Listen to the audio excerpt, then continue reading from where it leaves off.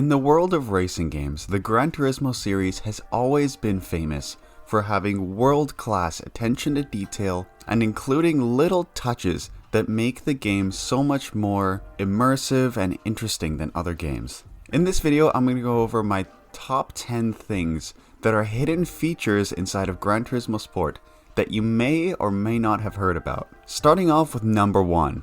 Manual transmission cars actually have gear levers that not only move, for example, if you're in a 6-speed car, it'll go 1 through 6 in each individual gate, but also the location of reverse gear is different for each car. This is one of those things that's really different from other games, especially the ability to have reverse in a different direction. So if you're driving, let's say, an old Dodge, and reverse is all the way to the right and up, or if you're driving, a more modern vehicle that has reverse to the left. Little things like this are things that other games miss out on, and the fact that Polyphony Digital adds things like this is really just a testament to how strong their craftsmanship is. Number 2, your odometer and trip computer in your car actually work. I noticed this the other day when I was just doing some laps around Scuba and looked down at this Viper, and I saw the trip computer was different than the actual odometer, and they were both moving at the same time. Very interesting feature, and I'm glad they had that in the game. Going along with the same idea, number 3, your fuel gauges actually work. This is a really important thing for not only endurance races, but just longer races in general, where you have to keep an eye on your gas gauge. And yes, of course, there is a small fuel gauge in your little UI, but to have it in the car as well is great for people that play with the UI turned off. Along the same vein as the fuel gauge, number 4. Some cars have working oil pressure gauges or boost gauges. This is great.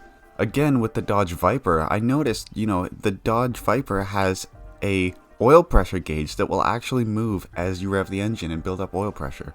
Number 5. Your turn signals and hazard lights actually work in this game. Now, I'm sure many of you guys already know this feature, but for some reason I didn't know this until just a few days ago. So if you use your touchpad and you tap the right side of the touchpad, it will turn on and off your right turn signal. Same thing with the left side of the touchpad. But if you press in the middle of the touchpad, it turns on your hazard lights. So I don't know how I took this long to figure it out, but that's really cool, and I'm glad they had that in the game. Number 6, if you look at the Tesla Model S's screen in-game, it actually doesn't have a generic website in it. It has the link to GranTurismo.com on it. These are the little attention to detail things that, most other game developers would leave out or just turn the screen off. But Gran Turismo doesn't do that. Number 7, some cars actually have working lights for your ABS and parking brake as well. I noticed pretty much every car in the game has a working light for the parking brake, but some cars even have it working for ABS. It'll just, flash a red brake light in the system as well. Next up, we have when a race is finished, the checkered flag will actually be shown by someone hanging out of the booth with the checkered flag. This is a really great feature, and again, just little touches like this really add to immersion in game. Next up is something that I never even really noticed until someone else pointed this out to me. But if you go into career mode, and I think it's in the beginners section, there is certain races like the Sunday Cup, the FF Challenge, FR Challenge. They have the exact same art style for the logos as in like Gran Turismo 1 and 2. This is an amazing throwback, and it really just brings back all the nostalgia from old Gran Turismo games.